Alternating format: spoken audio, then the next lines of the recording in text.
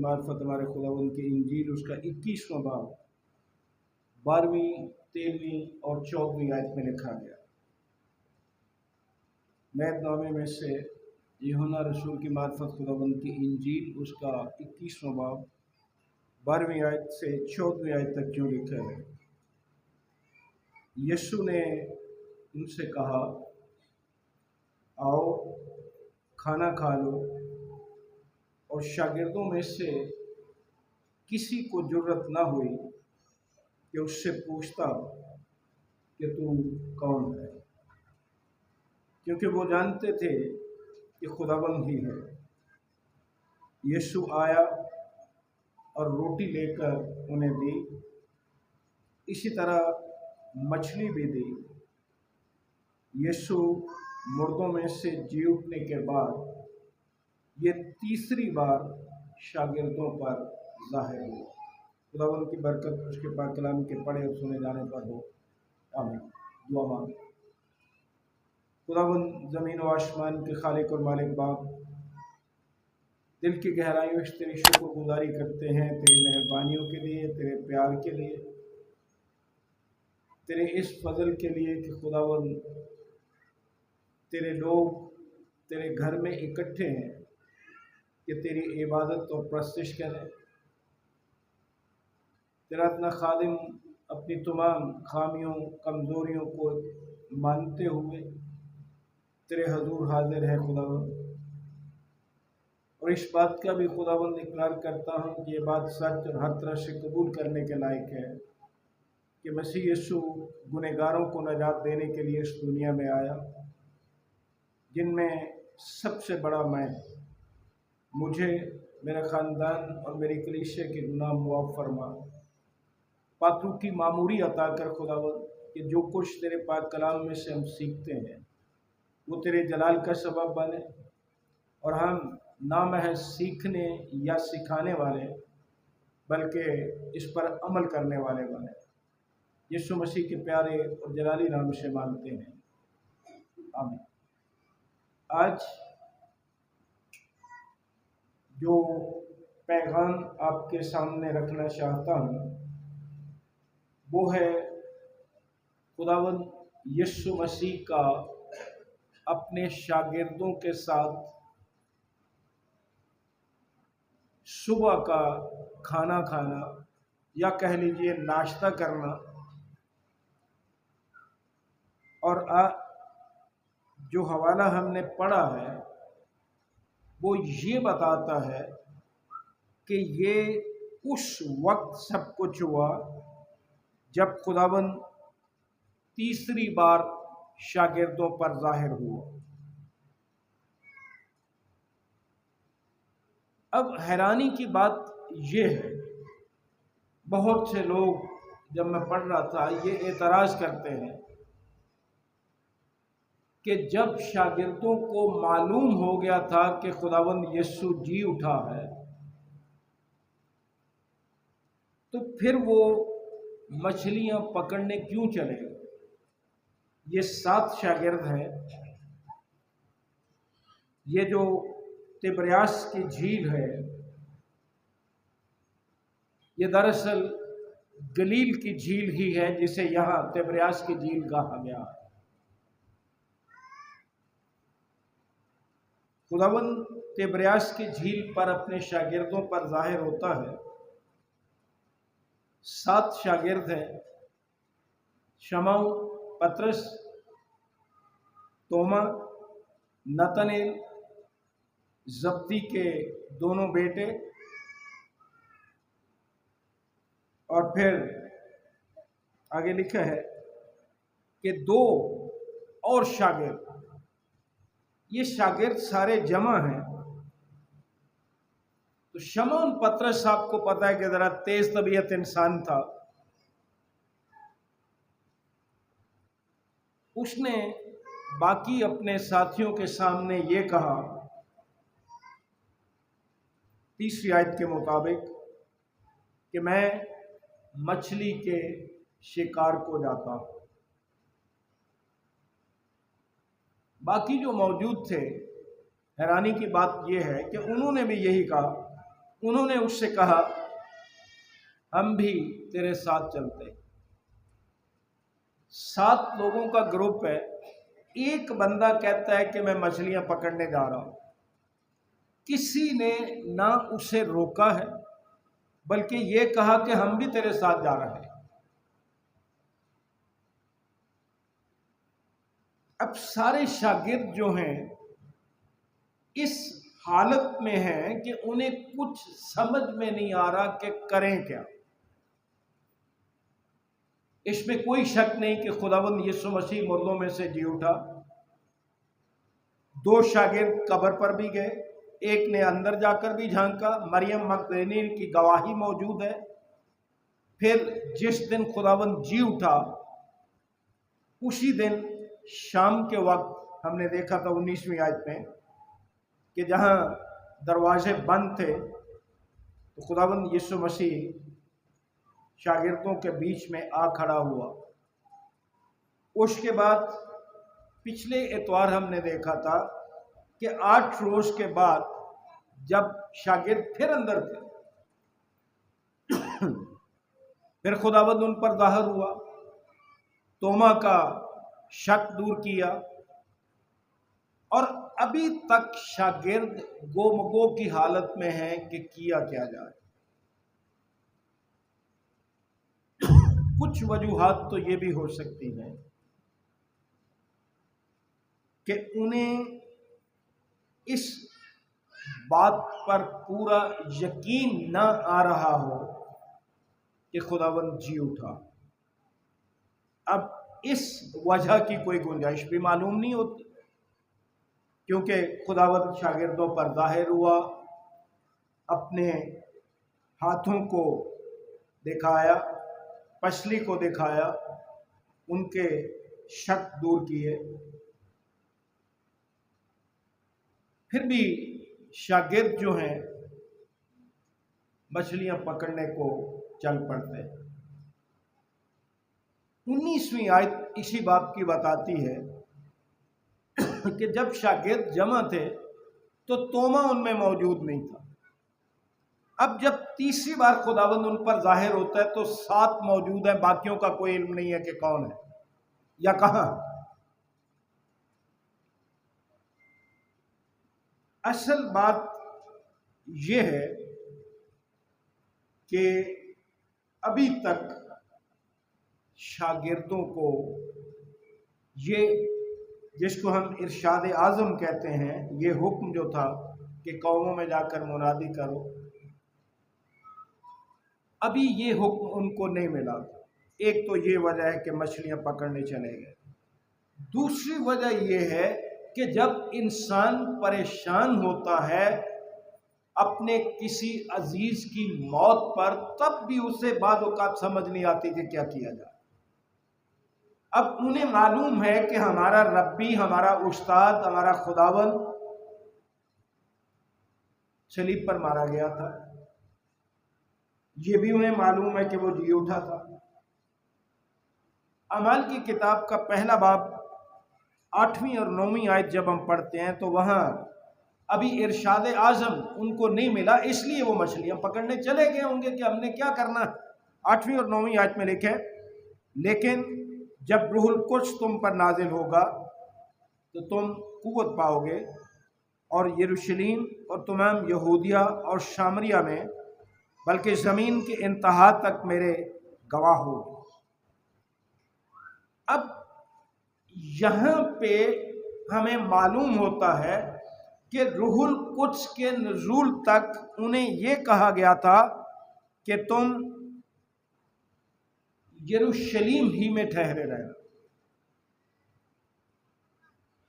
शागिर्द गोमगो की हालत में है, परेशान है, किया क्या जाए। जी उठने के बाद खुदावंद ने अभी वादे तौर पे कोई हमें हुक्म नहीं दिया कि हम क्या करें। अब ये शागिर्द जो हैं सातों के सातों, कलाम मुकद्दस ये बताता है कि वो रात के वक्त मछलियां पकड़ने चले गए। तीसरी आयत में लिखा है या चौथी आयत में اور صبح ہوتے ہی یسوع کنارے پر آ کھڑا ہوا۔ شاگردوں نے اسے نہیں پہچانا۔ اس کا مطلب یہ ہے کہ شاگرد رات کو مچھلیاں پکڑ رہے تھے، اور تبریاس کی جھیل یا گلیل کی جھیل جو ہے، اس پر اکثر ماہی گیر جو تھے وہ رات ہی کو مچھلیاں پکڑتے تھے، کیونکہ رات کو مچھلیاں پکڑنا ان کے لیے فائدہ مند ہوتا تھا۔ فائدہ مند اس لیے ہوتا تھا کہ رات کو مچھلیاں پکڑتے تھے اور صبح منڈی جا کے تو بیچ لیتے تھے۔ اب شاگردوں نے اپنی روزی روٹی کا بھی کوئی بندوبست کرنا تھا۔ پیشے کے لحاظ سے آپ کو پتا ہے کہ زیادہ تر جو تھے وہ ماہی گیر ہی تھے، مچھلیاں پکڑنے والے تھے، اس لیے وہ مچھلیاں پکڑنے چلے گئے۔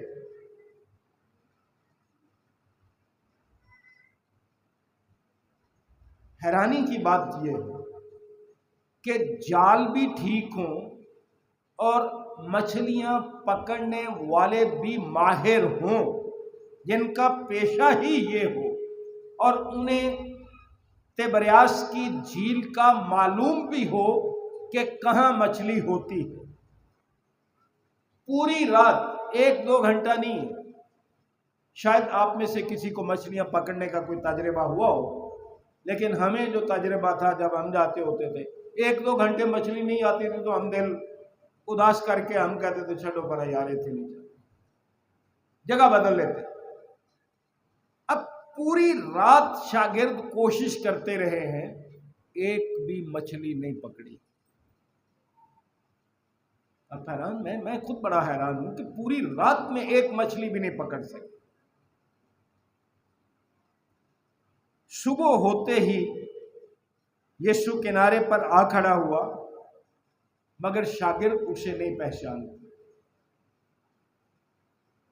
ہم نے دیکھا تھا کہ جہاں یسوع کو دفنایا گیا تھا، قبر کے پاس مریم مگدلینی جاتی ہے، جی اٹھنے کے بعد وہ بھی اس کو پہچان نہیں پاتی۔ یسوع شاگردوں پر ظاہر ہوا ہے، اپنا آپ انہیں دکھایا ہے، لیکن تیسری مرتبہ جب خداوند ان پر ظاہر ہوتا ہے تو پھر نہیں پہچان پاتے۔ اس کی بھی 2 وجوہات ہیں۔ ایک تو یہ ہے کہ تقریباً قرآن مقدس یہ بتاتا ہے کہ تخمیناً 200 ہاتھ، جو کوئی 300 فٹ بنتے ہیں، اتنی دور تھا خداوند۔ بات بڑی غور سے سننا، یسوع مسیح مردوں میں سے جی اٹھا ہے، جلالی بدن میں ہے، بند دروازوں میں سے داخل ہو جاتا ہے، پھر بھی وہ اسے پہچان نہیں پاتے۔ دیکھتے ہیں کہ کوئی سایہ دار شخصیت کھڑی ہوئی ہے، لیکن پہچان نہیں رہے کہ یہ واقعی خداوند ہے۔ ہم اپنی زندگی میں بیشتر مرتبہ اپنے قریب یسوع مسیح کو پا کر ہم بھی پہچان نہیں پاتے۔ قبر خالی ہے، رومال ایک طرف پڑا ہوا تھا، یہ سب کچھ شاگردوں نے دیکھا۔ گواہیاں موجود ہیں، ان پر خداوند ظاہر ہوا ہے، لیکن پھر ایک دفعہ وہ یسوع مسیح کو نہیں پہچان سکے۔ بات صرف پریشانی کی تھی کہ کیا کریں، دنیا ہمیں کیسے جینے دے گی۔ دنیا مسیح کی بھی مخالف تھی، ہماری بھی مخالف تھی، پھر یسوع کا سامنا بھی ہم نے کرنا ہے۔ پطرس کو یہ تھا کہ میں نے انکار کیا تھا، شاگردوں کو یہ تھا کہ ہم بھی اسے چھوڑ کے بھاگ گئے تھے۔ یہ ساری پریشانیاں شاگردوں کے ذہن میں ہوں گی۔ تو پھر انہوں نے یہی سوچا ہوگا، خاص طور سے پطرس نے، کہ چلو یار وہاں مچھلیاں پکڑنے چلتے ہیں، وہاں شاید کوئی دل تھوڑا بہت بہل جائے یا ہمارا دھیان ادھر ادھر بٹ جائے۔ اسی لیے باقی شاگردوں کو بھی یہی تھا کہ چلو ہم بھی چلتے ہیں۔ اگر آپ 20ویں باب کی 9ویں آیت پڑھیں تو وہاں ہمیں یہ معلوم ہوتا ہے، چونکہ وہ اب تک اس نوشتے کو نہ جانتے تھے جس کے مطابق اس کا مردوں میں سے جی اٹھنا ضرور تھا۔ اس لیے بھی انہیں پہچاننے میں مشکل ہوتی ہے۔ اگر آپ کو ایماؤس کی راہ کے بارے علم ہو، مقدس لوکا کی انجیل کے 24ویں باب کی 16ویں آیت میں ہم دیکھیں تو ایماؤس کی راہ پر بھی 2 شاگرد جا رہے تھے، تو وہاں بھی کچھ ایسا ہی ہوا تھا۔ وہ بھی خداوند کو نہیں پہچان سکے تھے، حالانکہ خداوند ان کے ساتھ چل رہا تھا۔ مقدس لوکا کی معرفت خداوند کی انجیل اس کا 24واں باب اور اس کی 16ویں آیت میں ہم یوں دیکھتے ہیں کہ وہ بھی خداوند کو نہیں پہچان سکے تھے، اور اس کی وجہ کیا تھی؟ 16ویں آیت میں لکھے، لیکن ان کی آنکھیں بند کی گئی تھیں کہ اس کو نہ پہچان۔ عزیز بھائیوں اور عزیز بہنوں، جیسا میں نے پہلے بھی گزارش کی کہ یسوع بند دروازے میں سے داخل ہو جاتا ہے۔ یسوع جلالی بدن میں، اور شاگردوں نے آج تک نہیں دیکھا، اور پورا کلام مقدس پڑھ کے دیکھ لیں، خاص طور سے اناجیل، کہ اس سے پہلے یعنی جی اٹھنے سے پہلے کبھی بھی خداوند بند دروازوں میں داخل نہیں ہوا۔ یہ جی اٹھنے کے بعد کی بات ہے، اور ہمارے لیے بھی یہ خوشی کی بات بھی ہے، شکر گزاری کی بات بھی ہے کہ خداوند کا یہ جلالی بدن ہمیں اس بات کی گواہی دیتا ہے کہ ہم بھی جی اٹھنے کے بعد جلالی بدن پائیں گے۔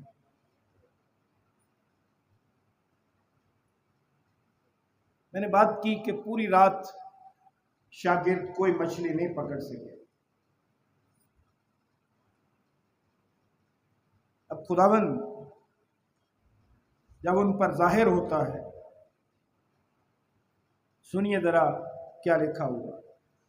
5ویں آیت میں لکھا ہے یوحنا کی انجیل کے 21ویں باب کی، پس یسوع نے ان سے کہا، بچوں تمہارے پاس کچھ کھانے کو ہے؟ غور کیجئے ذرا، خداوند مردوں میں سے جی اٹھا ہے، کامل انسان، کامل خدا ہے۔ 5000 مرد ہی مرد تھے جن کو روٹی کھلائی۔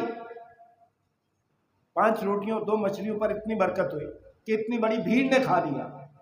اور آج یعنی تیسرے ظہور پر وہ شاگردوں سے پھر پوچھ رہا ہے، بچوں تمہارے پاس کچھ کھانے کو ہے؟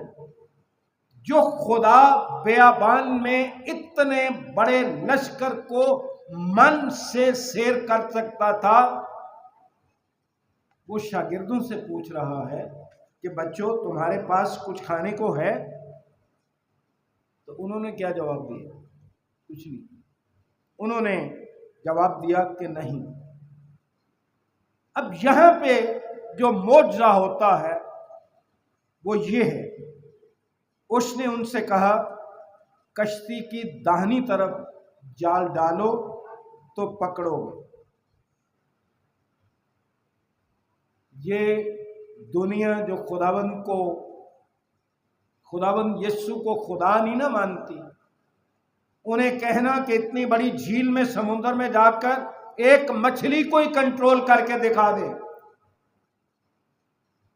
خداوند نے شاگردوں سے کہا کہ کشتی کے داہنی طرف جال ڈالو تو تم مچھلیاں پکڑ لو گے۔ اس معجزے کو بیان کرنا آسان کام نہیں ہے۔ کیا مچھلیوں کو وہاں اسپیشل بلایا تھا خداوند نے کہ کشتی کی داہنی طرف آ جاؤ؟ یا خداوند کو پہلے سے معلوم تھا کہ کشتی کی داہنی طرف مچھلیاں موجود ہیں، یہاں جال ڈالو؟ اس لیے گزارش کر رہا ہوں کہ خداوند کی الوہیت، اس کا خدا ہونا، جو نہیں مانتے ان سے پوچھیں کہ تمہیں کتنا معلوم ہوتا ہے کہ مچھلیاں اس وقت کہاں، یا وہ تمہارے کنٹرول میں ہیں کہ وہ کشتی کے داہنے رہیں یا بائیں جائیں، آگے چلی جائیں یا پیچھے چلی جائیں؟ وہ قادر مطلق خدا، جو بھی معجزہ تھا، جیسا بھی تھا، اس نے اپنی قدرت سے وہاں ان کو اکٹھا کیا تھا، پہلے سے موجود تھیں۔ اب مچھلیاں کو ایک جگہ ٹیک کے تو کھڑی نہیں ہوتی۔ جب شاگرد جال ڈالیں گے تو اس کی قدرت یہ ہے، کیونکہ وہ ساری کائنات کا خالق مالک ہے، کہ وہ مچھلیاں وہاں ہونی چاہیے جہاں جال پھینکا جائے۔ اور پھر کلام مقدس کہتا ہے کہ 153 جال اتنا بھر گیا، پھٹا بھی نہیں ہے، جال کی گنجائش سے زیادہ مچھلیاں آ گئی ہیں۔ 7 بندوں کو جال باہر کھینچنے میں مشکل بھی ہوئی، لیکن جال پھٹا نہیں۔ یہ جی اٹھے مسیح کی قدرت۔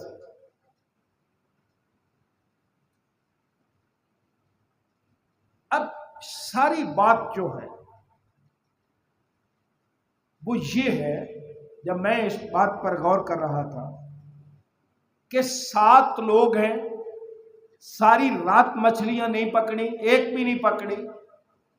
خداوند نے کہا کہ کشتی کے داہنی طرف جال ڈالنا۔ میں ہوتا یا شاید آپ بھی ہوتے تو آپ کہتے خداوند ساری رات تے مر گئے، اتنے مچھی ایک بھی نہیں آئی، دیتے ہونے تھے کہ تو مچھیاں آ جانیاں، ادھر ساری رات نہیں ایک بھی مچھی پڑی۔ انہوں نے کوئی بحث نہیں کی۔ بات یہاں یہ بتانا چاہ رہا ہوں کہ بات ساری فرما برداری کی ہوتی ہے، ہماری طرح بحث کی نہیں ہوتی کہ آگے سے خداوند کو بھی وجوہات بتاتے پھرے۔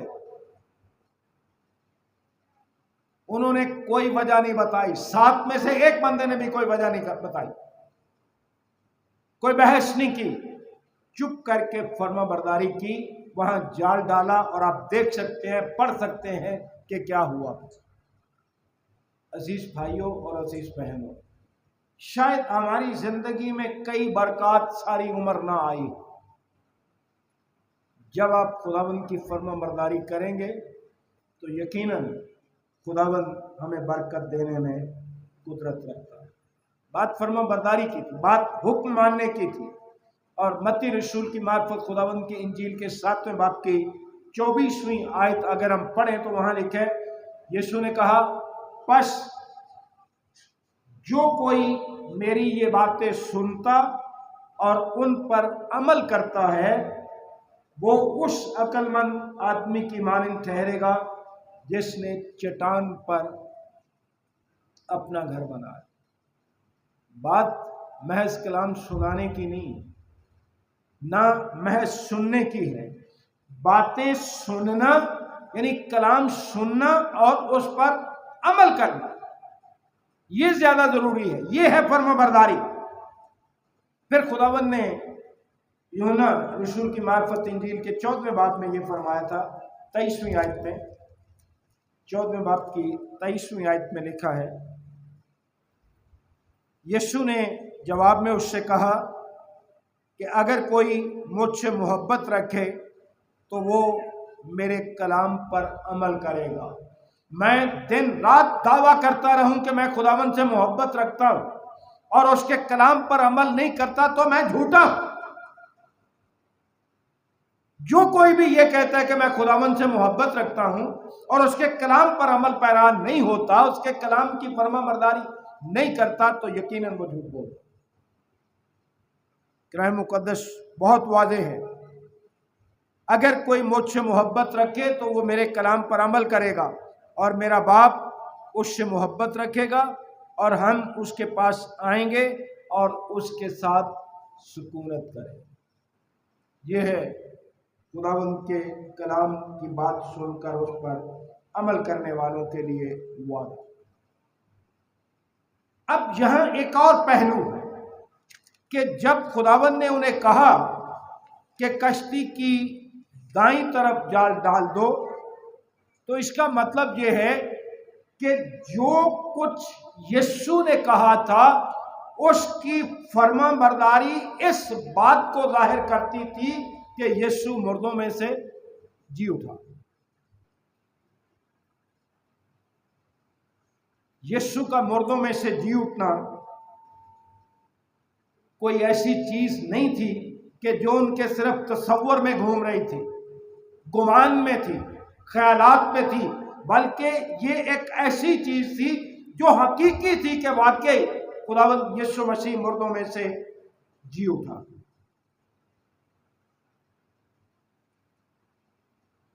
عزیز بھائیو اور عزیز بہنوں، یسوع مسیح کی فرمان برداری جب آپ موت کو مد نظر رکھ کر کرتے ہیں، مسیح یسوع کی موت، اس کا جی اٹھنا اور ہماری موت، اور پھر یسوع مسیح کے جی اٹھنے کے باعث ہمارا جی اٹھنا، جب آپ خداوند کی فرما برداری اس طرح سے کرتے ہیں یا اس بات کو مد نظر رکھ کر کرتے ہیں، تو پھر ہم مرنے کے لیے بھی پر اعتماد یا تیار ہو جاتے ہیں۔ پولس رسول نے فلپیوں کے خط کے پہلے باب کے 21ویں آیت میں کہا تھا، زندہ رہنا میرے لیے مسیح ہے اور مرنا نفع۔ چونکہ ہم نے مسیح کی موت اور اس کے جی اٹھنے کو نہیں جانا، اس لیے ہمیں مرنے سے ڈر آتا ہے، اور جو اس کی موت اور جی اٹھنے کو جان مان لیتے ہیں، ایمان لے آتے ہیں، وہ موت کے لیے بھی تیار ہوتے ہیں اور موت ان کے لیے نفع بن جاتا ہے۔ کیوں؟ عبرانیوں کا خط اس بات کی وضاحت کرتا ہے۔ عبرانیوں کے خط کے 5ویں باب کی 9ویں آیت میں کلام مقدس یہ بتاتا ہے کہ پولس اسے نفع کیوں سمجھتا۔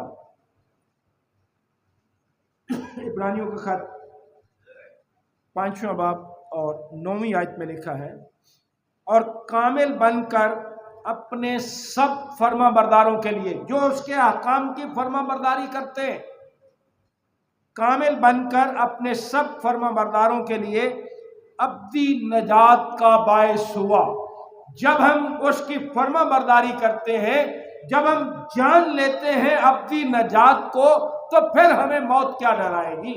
یہ موت تو ہمارے خداوند نے فتح کر لی تھی، یہ موت تو اس سے شکست کھا چکی ہے، اب اس موت سے کیا ڈر؟ لیکن ہوتا اس وقت ہے جب ہم اس کی فرما برداری کرتے ہیں، جب ہم اس کی موت اور جی اٹھنے کو جان جاتے ہیں۔ اگر ہم بھی اس دنیا سے اعتماد اور یقین کے ساتھ جانا چاہتے ہیں، تو پھر ہمیں خداوند یسوع مسیح کی فرما برداری میں اپنی زندگی بسر کرنا ہو۔ آج میرے لیے اور آپ کے لیے سوچنے کی بات ہے کہ کیا ہم یسوع مسیح کی فرما برداری کر رہے ہیں؟ ان شاگردوں کے لیے یسوع کی موت اور جی اٹھنے اور تیسری مرتبہ ان پر ظاہر ہونے کے درمیان شاگرد جن باتوں سے گزر رہے ہیں یا جن مرحلوں میں سے گزر رہے ہیں، وہ 4 مرحلے آج کے پیغام میں آپ کو پتہ چلیں گے۔ پہلا مرحلہ تھا شک کا، انہوں نے نہیں پہچانا، مچھلیاں پکڑنے کے لیے چلے۔ دوسرا تھا اپنا فرض نبھانے کا، کہ جو ان کی ڈیوٹی تھی، جو ان کا فرض تھا، وہ انہیں نبھانا تھا۔ اب تیسری بات جو ہے وہ خوشی کی تھی۔ تیسرا مرحلہ खुशी का आता है। 7वीं और 8वीं आयत में कलाम मुकद्दस यूं बताता है, यूहन्ना रसूल की मार्फत खुदावंद की इंजील 21वां बाब 7वीं और 8वीं आयत में लिखा है, इसलिए उस शागिर्द ने जिससे यीशु मोहब्बत रखता था, यूहन्ना की बात हो रही है, पतरस से कहा, ये तो खुदावंद है। अब पहचान आ गई। अब पहचान कैसे आई बना? जब खुदावंद ने कहा कि कश्ती की दाहिनी तरफ जाल डालो तो तुम पकड़ोगे, वो जान गए कि ये काम यीशु के अलावा और कोई कर ही नहीं सकता।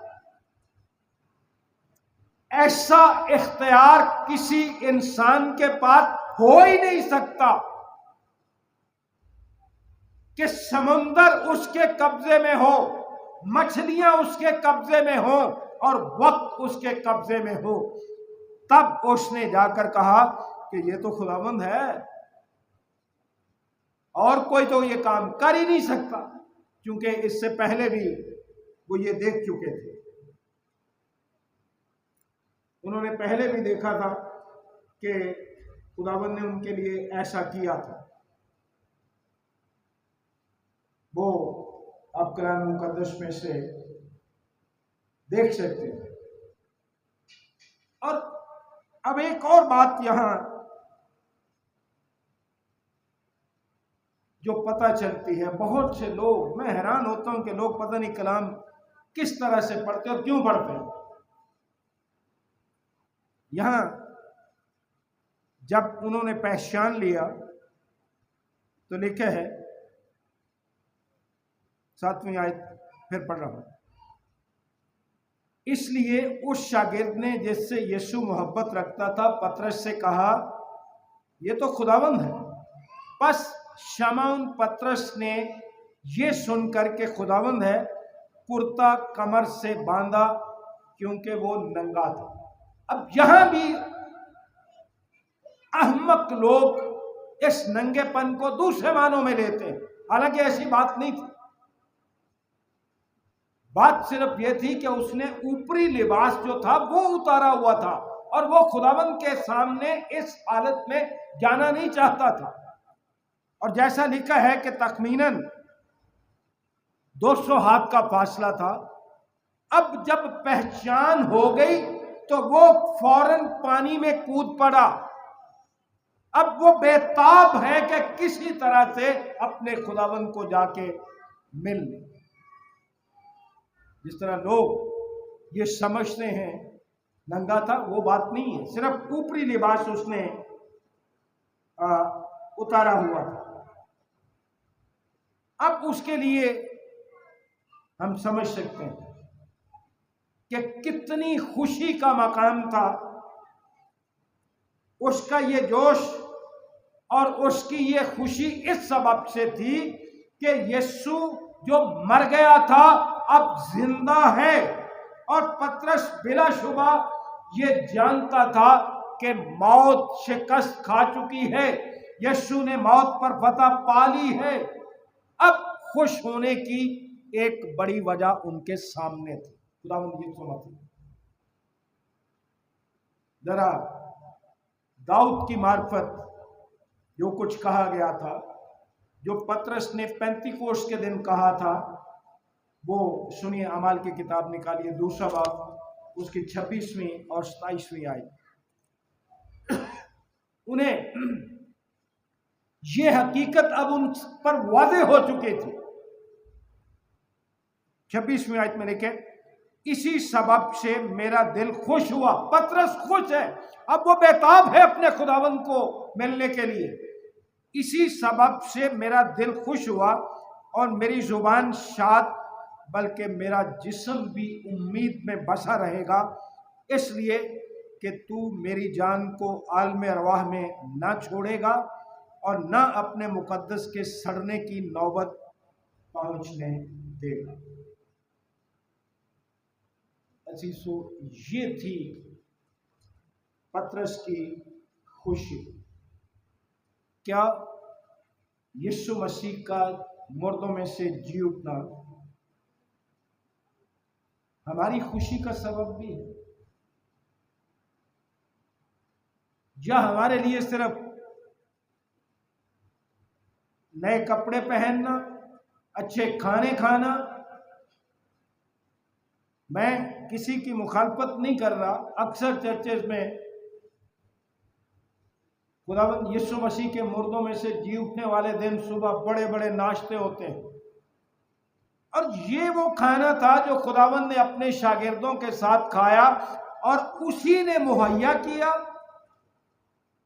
और ये तीसरी बार थी जब खुदावंद उन शागिर्दों पर जाहिर हुआ।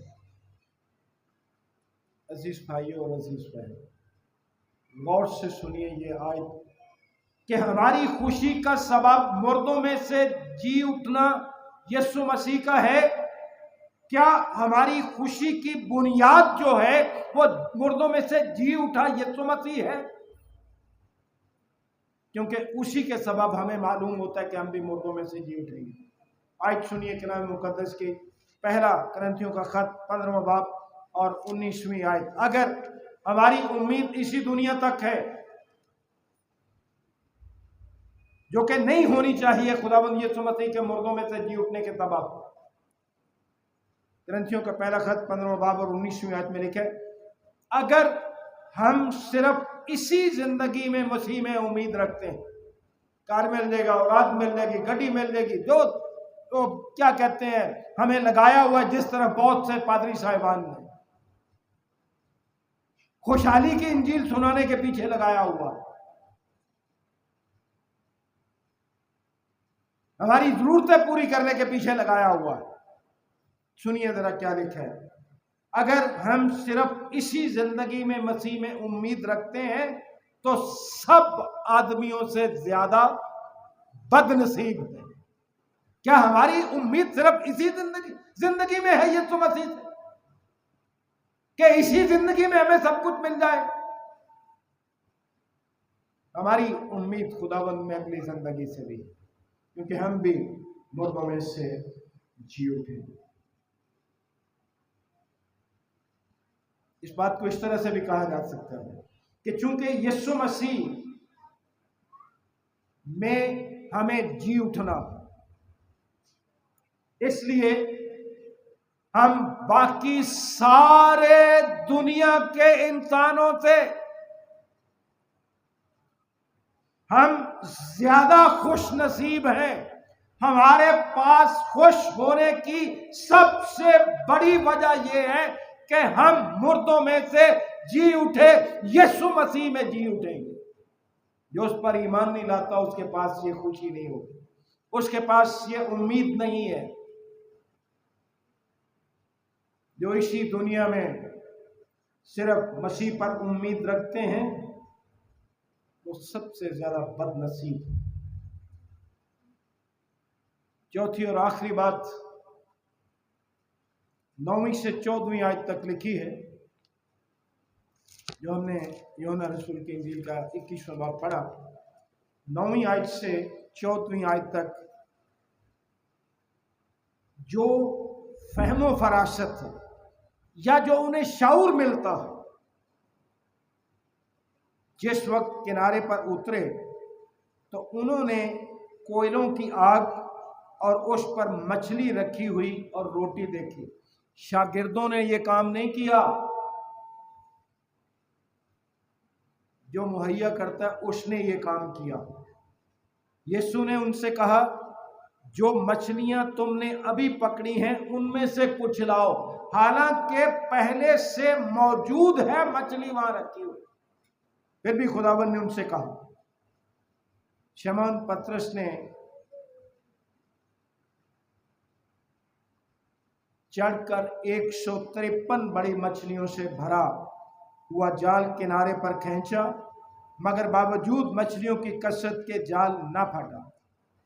यीशु ने उनसे कहा, आओ खाना खा लो।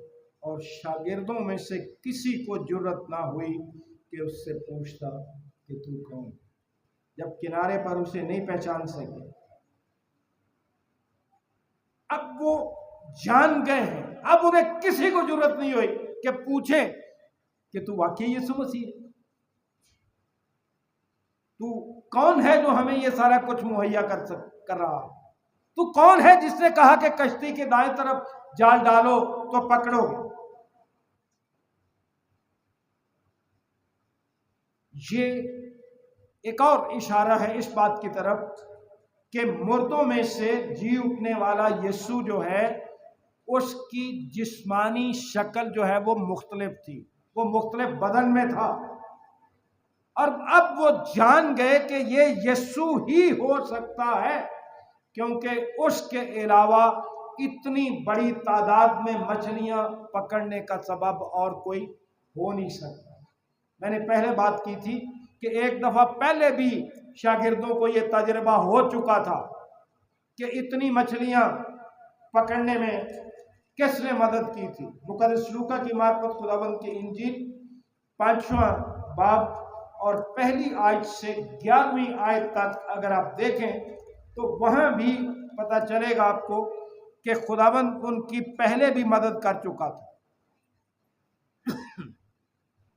پہلی آیت سے لکھے، جب بھیڑ اس پر گری پڑتی تھی اور خداوند کا کلام سنتی تھی اور وہ گنیسرت کی جھیل کے کنارے کھڑا تھا، تو ایسا ہوا کہ اس نے جھیل کے کنارے 2 کشتیاں لگی دیکھی، لیکن مچھلی پکڑنے والے ان پر سے اتر کر جال دھو رہے تھے، اور اس نے ان کشتیوں میں سے ایک پر چڑھ کر جو شمعون کی تھی اس سے درخواست کی کہ کنارے سے ذرا ہٹا لے چل، اور وہ بیٹھ کر لوگوں کو کشتی پر سے تعلیم دینے لگا۔ جب کلام کر چکا تو شمعون سے کہا، گہرے میں لے چل اور تم شکار کے لیے اپنا جال ڈالو۔ وہ جو مچھلیاں پکڑنے والے اپنے جال دھو کے بیٹھ گئے، یہ پہلے بھی ایک دفعہ ہو چکا۔ پھر کیا ہوا؟ شمعون نے جواب میں کہا، اے استاد، ہم نے رات بھر محنت کی اور کچھ ہاتھ نہ آیا۔ میں نے پہلے بات کی تھی کہ ہماری طرح سوال نہیں کیا، اب جب انہیں پتہ چل گیا تھا اب تو سوال نہیں کیا، لیکن یہ سوال اس سے پہلے وہ کر چکے کہ ساری رات مر گئے، کوئی مچھلی نہیں آئی۔ اب انہیں پتہ چل گیا کہ ایک دفعہ پہلے بھی بھائی یہ ہو چکا ہے، وہ بھی خداوند نے کیا گا، اب نہیں انہوں نے نافرمانی کی۔ پھر لکھے، رات بھر محنت کی اور کچھ ہاتھ نہ آیا، مگر تیرے کہنے سے جال ڈالتا۔ اپنی بات کو چھوڑ دیجئے، یسوع کے فرما برداری کیجیے۔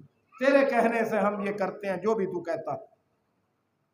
یہ کیا اور وہ مچھلیوں کا بڑا غول گھیر لائے اور ان کے جال پھٹنے لگے، اور انہوں نے اپنے شریکوں کو جو دوسری کشتی پر تھے اشارہ کیا، آؤ ہماری مدد کر۔ پھر لکھے، شمعون پترس یہ دیکھ کر یسوع کے پاؤں میں گرا اور کہا، اے خداوند، میرے پاس سے چلا گیا، کیونکہ میں گنہگار ہوں۔ اس کو پتہ چل گیا تھا اس وقت کہ یہ خداوند ہے۔ تیسری دفعہ جب خداوند ان پر ظاہر ہوا، مچھلیاں پکڑوائیں، تو اب بھی اسے پتہ چل گیا کہ یہ یسوع کے علاوہ کوئی اور ہو نہیں سکتا، یہ ہمارے خداوند کے علاوہ کوئی اور کر نہیں سکتا۔ اس لیے اس بار انہوں نے کوئی سوال نہیں کیا۔ یسوع نے روٹی لے کر انہیں دی، اسی طرح مچھلی بھی دی، اور یہ رفاقت جو کھانے کی تھی، میں نے کہا تھا کہ آج کا پیغام جو ہے وہ ہے یسوع مسیح کے ساتھ کھانا، یا یسوع کا اپنے شاگردوں کے ساتھ صبح کا کھانا کھانا، ناشتہ کرنا۔ دراصل کھانا کھانا جو ہے آج کے دور میں بھی اور قدیم زمانے میں بھی اکٹھے کھانا کھانا بہت اہم ہوتا تھا۔ ایک ساتھ کھانا عظیم رفاقت کی نشانی ہوتی تھی۔ آپ کو یاد ہوگا کہ متی رسول کی انجیل کے 9ویں باب کی 11ویں آیت میں جب یسوع کھانا کھانے بیٹھا، یعنی رفاقت رکھی دوسرے لوگوں کے ساتھ، تو فریسیوں کو اعتراض ہو گیا تھا، اور انہوں نے یسوع مسیح کے شاگردوں سے پوچھا، تمہارا استاد محصول لینے والوں اور گنہگاروں کے ساتھ کیوں کھاتا؟ بات کھانے کی نہیں تھی، بات اس رفاقت کی تھی کہ یہ گنہگاروں اور محصول لینے والوں کے ساتھ رفاقت کیوں رکھ رہا۔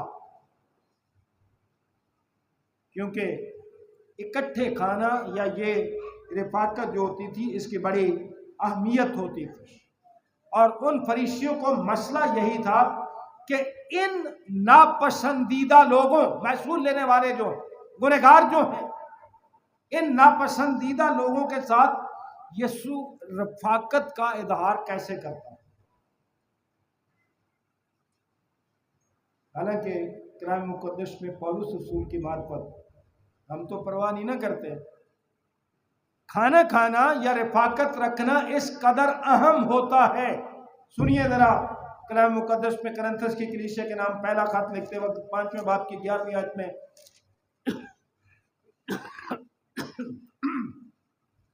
رسول کی معرفت کیا کہا گیا؟ 5واں باب اور 11ویں آیت۔ اگر آپ اجازت دیں تو میں 9ویں آیت سے پڑھ رہا ہوں۔ میں نے اپنے خط میں تم کو یہ لکھا تھا کہ حرام کاروں سے صحبت نہ رکھنا۔ صحبت کا مطلب ہوتا ہے رفاقت، میل جول۔ حرام کاروں کے ساتھ صحبت نہ رکھنا، یہ تو نہیں کہ بالکل دنیا کے حرام کاروں یا لالچیوں یا ظالموں یا بت پرستوں سے ملنا ہی نہیں، کیونکہ اس صورت میں تو تم کو دنیا ہی سے نکل جانا پڑتا۔ لیکن میں نے تم کو در حقیقت یہ لکھا تھا کہ اگر کوئی بھائی کہلا کر، یعنی ایماندار کہلا کر یہ دعویٰ بھی کرے کہ میں یسوع مسیح کا ہوں، مسیحی ہوں، اگر کوئی بھائی کہلا کر حرام کار یا لالچی یا بت پرست یا گالی دینے والا یا شرابی یا ظالم ہو تو اس سے صحبت نہ رکھو۔ یہ اعتراض تھا فریسیوں کو خداوند پر کہ یہ ان کے ساتھ رفاقت کیوں رکھتا ہے، ان کے ساتھ صحبت کیوں رکھتا۔ صحبت نہ رکھو، بلکہ ایسے کے ساتھ کھانا تک نہ کھائے۔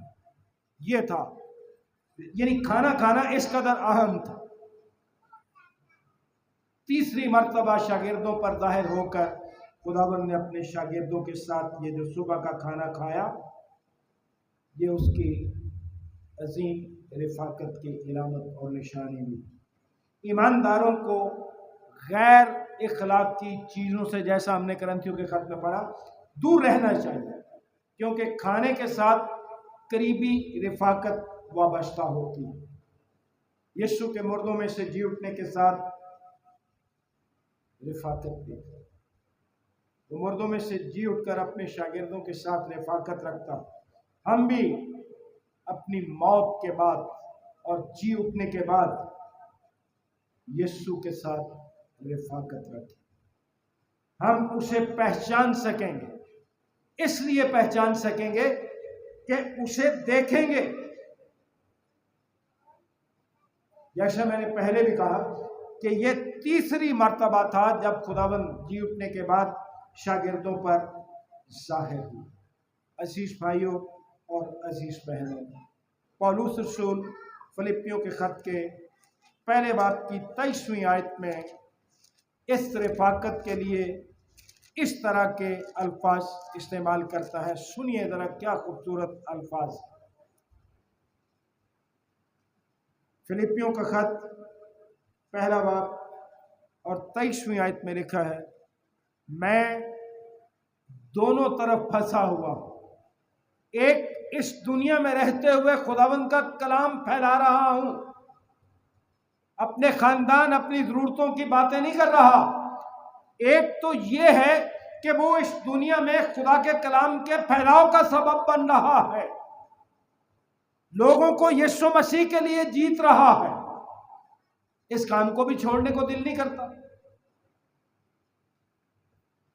میں دونوں طرف پھنسا ہوا ہوں، میرا جی تو یہ چاہتا ہے کہ کوچ کر کے مسیح کے پاس جا رہا ہوں، کیونکہ یہ بہت ہی بہتر ہے۔ اندر میری خوشی یہ ہے کہ میں مسیح کے ساتھ جا کے رفاقت رکھوں۔ یہ ہے خداوند کے ساتھ رفاقت رکھنا۔ یہ جاننا کس قدر بڑی برکت ہے کہ جب ہماری یہ زندگی ختم ہو جائے گی तो हम अपने खुदावंद के साथ हमेशा हमेशा के लिए रहें। आप अपनी ज़िंदगी के किस मरहले में से गुजर रहे हैं? जिस तरह ये शागिर्द शक के मरहले से गुजर रहे हैं, फर्ज के मरहले से गुजर रहे हैं, खुशी और फहमो फरासत के मरहले से गुजर रहे हैं। अजीज भाइयों और अजीज बहनों, इस ज़िंदगी के इख्तिताम पर हम खुदावंद के साथ रफ़ाकत रखें। क्या अजीम बरकत! हम खुदावंद को वैसा ही देखेंगे जैसा कि वो है। क्या आज आपकी उम्मीद भी यही है कि हम अपने खुदावंद को वैसा ही देखेंगे जैसा वो है? क्या इसी उम्मीद के साथ आप अपनी बाकी मांदा ज़िंदगी गुजारने का खुदावंद के साथ वादा करते हैं? खुदावंद हमें बरकत दे कि हम इसी उम्मीद पर अपनी ज़िंदगी गुजारें कि हम इस दुनिया से जाकर जी उठने के बाद अपने खुदावंद के साथ हमेशा हमेशा के लिए रफ़ाकत रखेंगे। खुदावंद आप सबको बरकत दे। आप दुआ करें। खुदावंद मसीह यीशु में हमारे रहीम बाप, अच्छी हलीमी और फरोख्ती के साथ शुक्रगुजारी करते हुए तेरे फजल के तख्त के सामने यीशु मसीह के अजीम और कादिर नाम में आए, तेरे पाक कलाम के लिए जो तूने अपने नबियों, रसूलों और मुक़द्दसीन की मार्फत हम तक पहुँचाया। बख्श दे कि जो कुछ हमने तेरे पाक कलाम में से सुना इस पर अमल करने वाले बने। हमारे वसीले से और बहुतेरे लोगों तक तेरा पाक कलाम पहुँच, हम खुद भी ईमान में मजबूत हों और दूसरों को भी मजबूत करने का सबब बन सके। बख्श दे कि मुर्दों में से जी उठा यीशु ही हमारी उम्मीद हो और हम इस उम्मीद के साथ अपनी ज़िंदगी बसर करें कि हम भी यीशु मसीह के साथ हमेशा हमेशा के लिए रफ़ाकत रखें और उसे वैसा ही देखेंगे जैसा कि बख्श दे कि इस कलाम पर अमल करें और 100 गुना पर इबादत के बाकी हिस्से में हमारे साथ यीशु मसीह के नाम में।